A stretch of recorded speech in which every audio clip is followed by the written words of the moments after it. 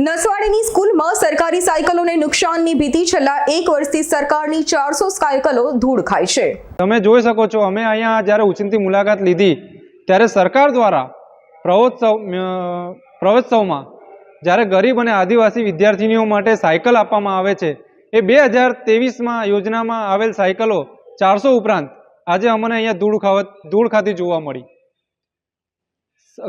ગરીબ અને આદિવાસીની વિદ્યાર્થીનીઓ જ્યારે 5-10 કિલોમીટર સુધી પગપાળા ચાલીને અભ્યાસ કરવા માટે જતી હોય અને આવી સુવિધાઓ જ્યારે સરકારમાંથી આપવામાં આવતી હોય અને સરકાર દ્વારા આપવામાં આવેલ સુવિધાઓ અહીંયા ધૂળ ખાતી હોય ત્યારે શરમજનક વાત છે।